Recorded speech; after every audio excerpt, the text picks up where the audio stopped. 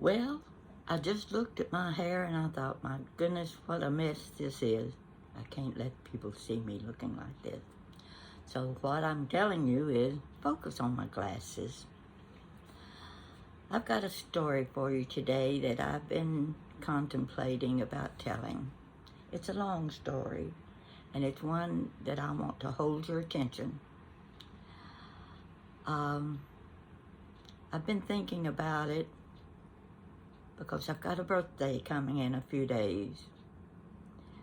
I'm getting up there in years. When I go to bed at night, I don't know for sure that I'll be waking up the next morning. That's the age bracket I'm in. I'm in that group that still has a few veterans left from the war. When I say the war, I'm talking about World War II. That was the big war. I remember World War II. I'll be among the few who does remember.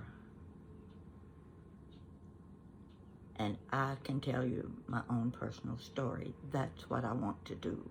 I want you to hear it. And I call it Through the Eyes of a Child. The Japanese had already bombed Pearl Harbor, December 7th, 1941. My mother and my cousin were on their way to Middlesbrough, Kentucky to visit my grandfather. He was very ill. And they were listening to the car radio on their way when President Roosevelt came forth saying, "A day that will live in infamy." We all know that statement. We're very familiar with that. And of course, my mother's first thought was my brother. He would be enlisting. Now stay with me because I'm a little bit emotional when it comes to talking about these things. Anyway, Daddy had just completed building an elementary school. President Roosevelt had created a program called WPA, Work Project Association, to put men to work who had suffered through the Depression years. It was time for them to get back to work. So they were building parks, courthouses, schoolhouses, whatever. So Daddy finished that elementary school. We came back home to the house that he had built in 1924. This was always the place we came back to after we had spent a year or so with Daddy on another job. Okay, I'm in the first grade of school. I had a sister 2 years older than me, and then there were two more sisters in high school. My two oldest sisters were married, and another one had graduated from high school, and she was working at a bank in town. Well, Daddy heard that the federal government was hiring thousands of men in Tennessee. He got in the car and off he went to Tennessee. He came home. He said, "Ma, start packing. We're moving to Tennessee." Mama didn't ask any question. Daddy had a job. He had to go. We went with him. Now, the two sisters in high school, my sister 2 years older than me, and my little brother was 4 years old. We still had 2 months left in school for the year. It was terrible. We were just horrified that we were going to have to drop out of school and go somewhere else where we didn't know anybody and enter school for two months. Mama packed up, Daddy packed everything into a panel truck, and off we went. One of my sisters stayed there at home. She was going to stay with my oldest sister, who was married, and she was going to finish out the school year. So Daddy set the couch, big maroon mohair sofa in the back of the truck, close to the doors, facing the doors, and my two sisters, they sat on that couch on the 70-mile drive to Tennessee. My little brother and I, we sat in the cab with Mom and Daddy all the way. We get to Tennessee. Daddy had been lucky. When he came to find the job, he also found a place for us to live. Now, what was happening during that time, this was a small town of about 3,000 residents. And overnight, you might say it was overnight, the population doubled to 6,000 people. What was a small town going to do to house 3,000 more families? Almost impossible. It was impossible. Men were coming, leaving their families back home, and they would bring their own little army tents. They would set up an army tent somewhere, and that's where they would live. Some of them were able to stay in boarding houses or any room that they could rent in a home. Those that brought their families, I can remember one family, there must have been 5 of them in the family. They had one of those small humpback trailers, and when I say small, it was small. But they had bath facilities set up for people who were coming in trailers. The house Daddy had found had been an old cafe. It sat flush with the sidewalk. When you pulled up in front of the building, Mama took one look and started shaking her head. This wasn't good at all. She opened the doors, and this building had 7 rooms and a screened-in back porch, but it had been used as a cafe. It had not been cleaned up. There was trash, there was rubble. It was a disaster, and Mama knew she was going to be working her fingers to the bone, getting the house cleaned up enough that we could live in it. She was a good housekeeper, very clean housekeeper. She couldn't tolerate the filth that we saw. Another thing about the house was there was a branch, nasty old branch, behind the house. You know what that means, don't you? In those days, rats. Across the street was what they called the magnet mill knitting. Magnet knitting mill, that's what it was. It covered 2 long blocks, and it employed several hundred people. They manufactured nylon hose. Well, when war was declared, the men left the mill, they enlisted in the army, and their wives took over their jobs in the mill. At that time, nylon was needed by the war. Nylon was needed to make parachutes, so the mill discontinued manufacturing nylon hose. Nylon hose became a luxury to the ladies in those days. They took very good care of their nylons. But everyone was working toward the war effort. They were willing to do whatever it took. Let's see, to go from there, we need to cover the ration stance. Every family had a book of ration stamp. I said a book. Every member of every family had a ration stamp book. It was amazing the thing that would be rationed. You wouldn't see any reason. You'd think they rationed eggs when people could have chickens in their backyard, chickens that could lay eggs. Why would they have to ration eggs? Well, the eggs were needed for the military, as well as it took grain to feed those chickens, and the grain was needed by the war effort. So a lot of those chickens were killed and they were used as food. When I was reading up,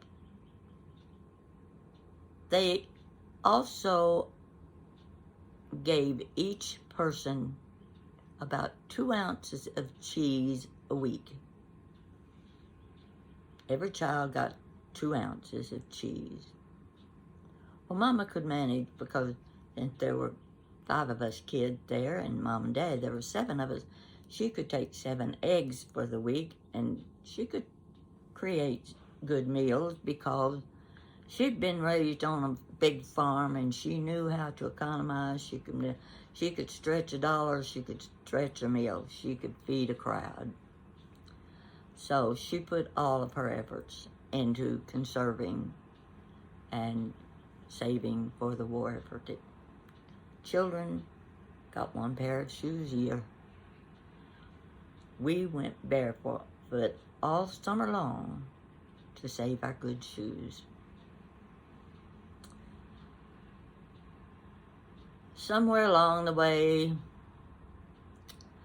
my oldest sister and her husband moved to Oak Ridge. Oak Ridge was 11 miles from where we were living. Oak Ridge was called the city behind the fence. It was the #1 enemy target for the Japanese. Everyone lived in fear. The Manhattan Project was being conducted in Oak Ridge. Now, first I have to tell you how Oak Ridge, the city, was created.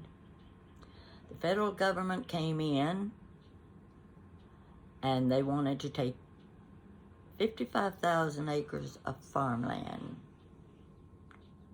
There was Norris Lake, and they were going to build a dam. They needed the power from the water at the dam for this project. So the Manhattan Project also had the top-ranking scientists from all over the country were working on this. It was a secret project. All of the people hired did their job. They knew what they were doing, but they didn't know what the next person was doing. Nobody had control of anything, and it was all kept secret. They didn't know what they were building. Daddy could get passes for the family to visit in Oak Ridge when my sister moved there.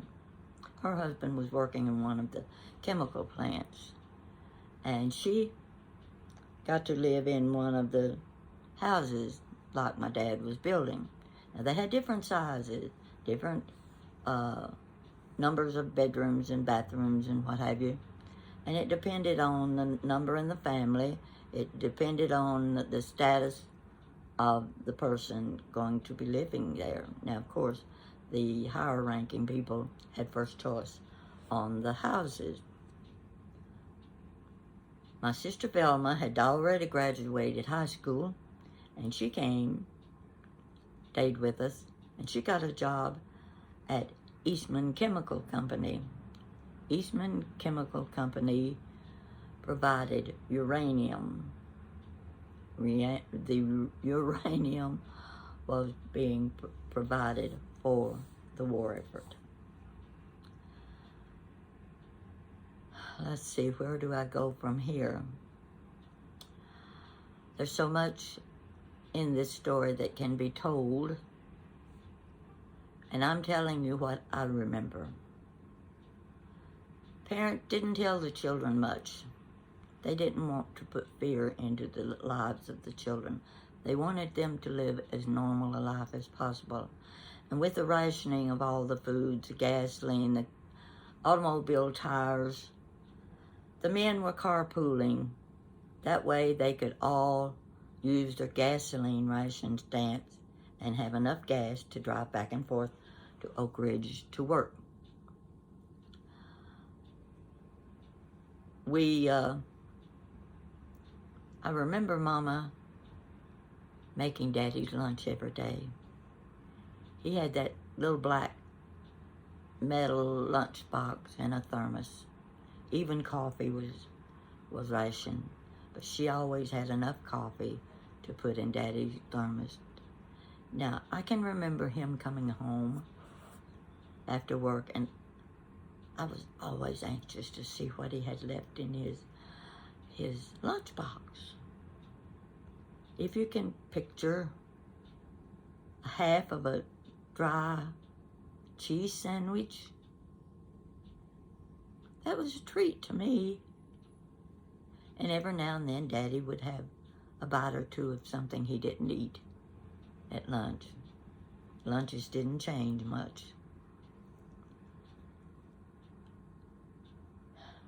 He would get passes for us to go to Oak Ridge and visit my sister. And we would get to the Elsa Gates. That was how you got into Oak Ridge, the city behind the fence. There were guards all along there. I was terrified, always terrified, because these men were in uniform and they wore guns strapped to their waist. I would watch them go from car to car. They would open up the trunks. They would open up the luggage that they took out of the car. They would go through the luggage, and I would scoot down in the back seat of the car and peep up over the window, watching, afraid any minute they're going to pull their guns, because they had such strict security. They couldn't take any chances on anyone coming through with ammunition or weapons.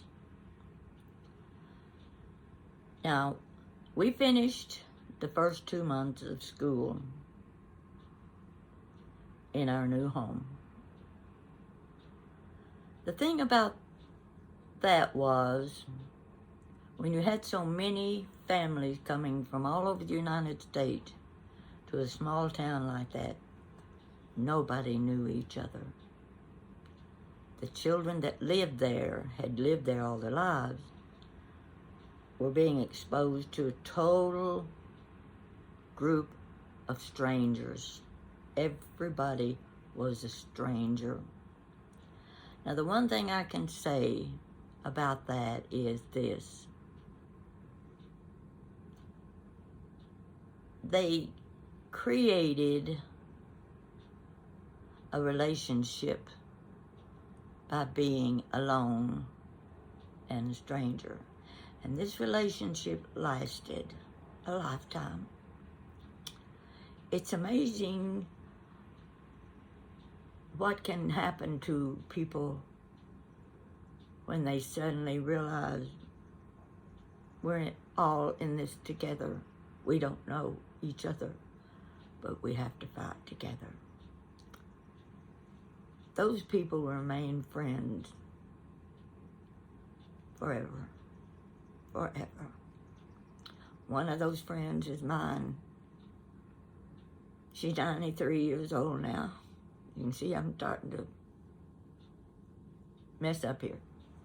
She's 93.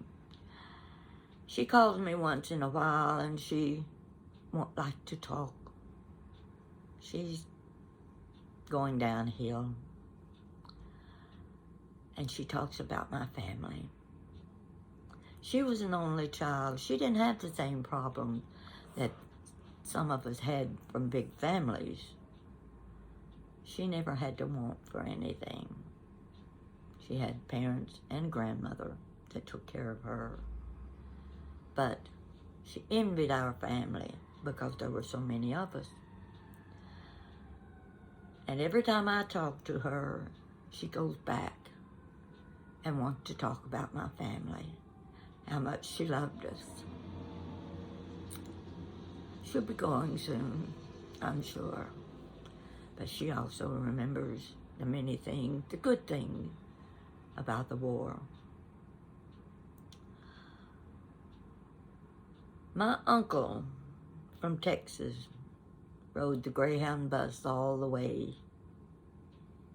to Tennessee to get a job. Now, this is a story in itself. My dad was the youngest of 11 children. My Uncle John was the oldest. Uncle John remained in Cumberland Gap, Tennessee his entire life.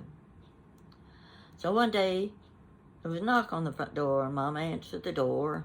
And there stood Uncle John, and there was a tall, handsome man with him. She invited him into the house, and she said, "Wait right here. Hobart's in the back of the house. I'll go get him."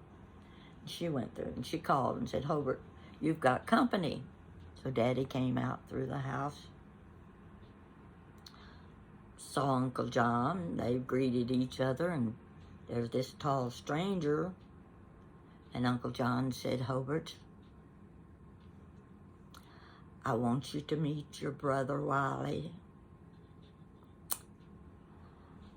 My dad was 13 years old when his brother Wiley went to Texas.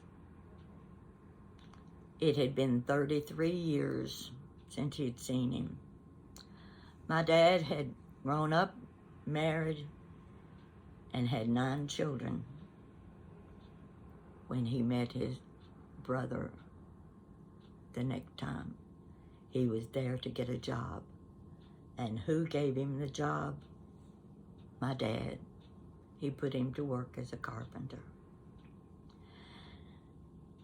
Now, we hadn't been there but about 2 months. My brother had joined the Army Air Corps. He had his basic training. He started in Ohio, went to Miami, Florida. He was Abilene, Texas. He was in Cheyenne, Wyoming, Seattle, Washington, and then Rapid City, South Dakota.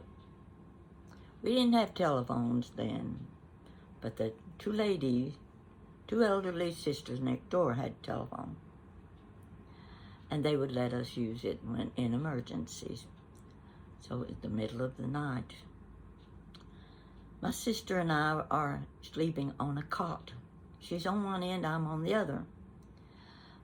My 2 sisters in high school had a double bed, and Mom and Daddy were in the next bedroom, and my little brother, Don, who was 4 years old, slept with them. It was the middle of the night, and I heard moaning and groaning. What in the world was going on? I turned the light on. I could see the light was on in the living room. What's going on? I looked. My sisters. None of my sisters were in bed. What was going on? I went into the next bedroom. Mom and Daddy weren't in bed, and I was getting scared. So I climbed in their bed, and I pulled the covers up around my neck. What I didn't realize, the next door neighbors had knocked on the door in the middle of the night.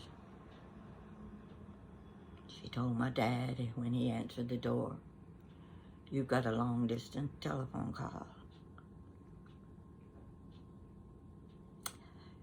You know the rest of the story. My brother was gone. Now, I want to get beyond that. It was hard for my mother, very hard. I've still got his box of letters. Every now and then, I read them. I want to go into the blackouts. Not people, most people my age, unless they've been overseas and they've served in military, they don't know anything about blackouts. They know about the movie D-Day. They know about Iwo Jima movies. Sure, we saw all of those blackouts and those people running in the streets and looking for shelter in the movies. But we never experienced anything like that. But we were going to. We were going to. It just happened that The sirens that blew, these were drills, the sirens that blew at night came from the magnet knitting mills across the street from us. Now those sirens had to be heard throughout the town and out into the rural communities. Everybody took shelter. All lights were turned off. Dark shades were drawn. The curtains were closed. And you let the fire die down in the grates. My sister and I, we were terrified. You couldn't talk to each other. The sirens were so loud. We never knew. We didn't have any means of communication to know what was happening. You just stayed in the house, and we were not allowed, no one was allowed on the streets. So we sat and we waited while the sirens blew. Was it a drill, or was it an actual enemy air attack going to take place?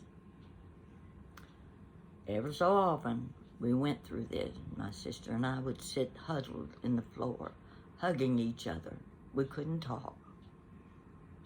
We waited until the sirens ended. Now, we'd been there about a year, and one night, the siren started. Well, this time, there weren't just sirens.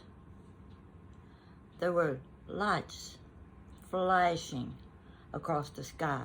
You've seen that in the movies too. The lights going back and forth, those big lights. What in the world was happening? They didn't last 20 or 30 minutes. They lasted all night long. Nobody knew what was happening until the next morning. The next morning, the sirens had ceased. Of course, the lights were no longer needed. We learned that a troop train had left Louisville, Kentucky, heading south. I think there were about 2,300 young soldiers on that train. There was a section of track at Jellicoe, Kentucky, or Tennessee,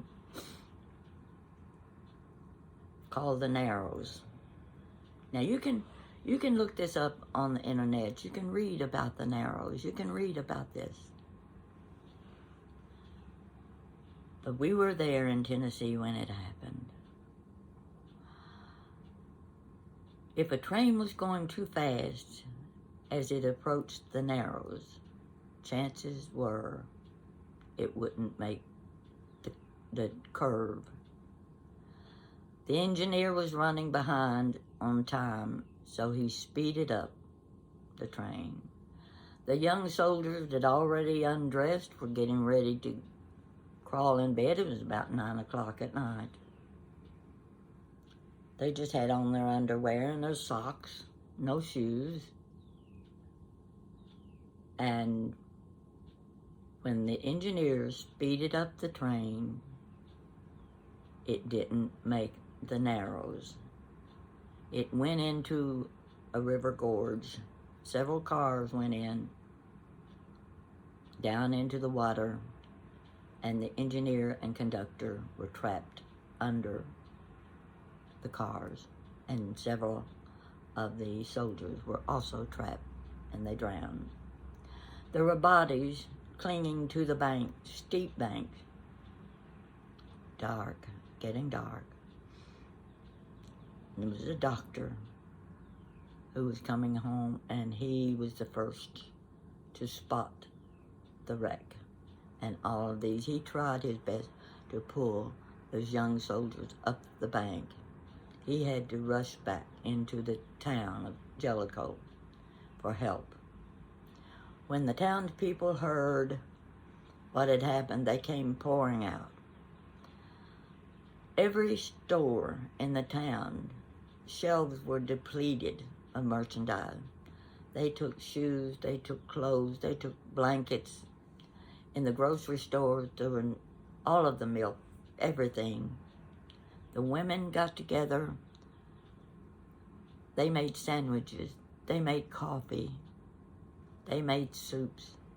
They brought those young men into their homes, the ones that survived. Ambulances came from 4 or 5 different counties to take these injured soldiers to the hospitals. We learned about this the following morning. It was considered, I think, the 3rd worst train wreck in history up to that point. These were the things we learned. And I, as a child, I knew these things. I knew about the blue stars on banners that hung in windows. I knew about the banners that had the gold stars. Our window had a gold star. The residents of the town came together like nothing you can imagine. They became your best friend. They became your family. The churches filled when they heard of a tragedy. This was wartime. I remember I was there. Now, having said that, that's my story about the war. And when my generation is gone, there will be no one to tell personal stories about World War II. The veterans of today will be gone. The kids my age will be gone because we are the last of that generation. So, it's not a happy story, but it's a story I felt I needed to tell. It's something so personal that you really don't feel anyone can understand unless they experience it. My brother was a handsome young man. He was talented. He could sing. He played the guitar, taught himself to play, and he wrote his own music. He loved being in the Army Air Corps. He spoke the highest of his commanding officers. He never criticized anything that they were doing. He wore out the soles of his shoes from drills, and he would send Mama letters and say, "Will you buy me a new pair of shoes?" He never had enough money. There were the drills, and there were the class examinations. And I want to tell you this. My brother was a high school dropout. He dropped out of high school in the 9th grade. My mother didn't even know it. He would leave the house in the morning with the rest of the kids going to school. And she thought he was going to school, but he wasn't. He had a job. He was working in a small cafe called the Ever Ready Cafe. And when school was out, he came home the same time the kids did. One day, one of his friends, by accident, spilled the beans, and that's when Mama learned my brother had dropped out of school. Now, 9th grade, high school dropout. He sent us papers on his written exams. He was in a group of like 300 soldiers. he was in the top 10%. On the written exam, in most cases, he made 100%. Lots of mathematics. And he was tops in his class, a high school dropout. Who would have ever dreamed that would happen? He would write and tell my dad, or he'd tell my mother, I wish Dad could see me now in the pilot seat of a B-17 bomber, and he wouldn't let me drive his car. He got a kick out of that. He knew Daddy would too. He was so proud of being a soldier.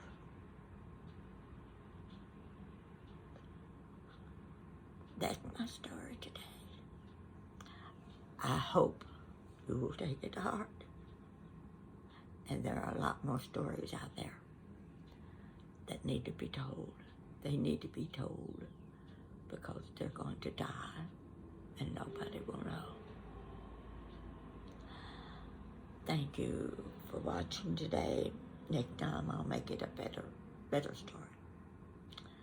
And I'm going to leave with a big smile on my face. Okay.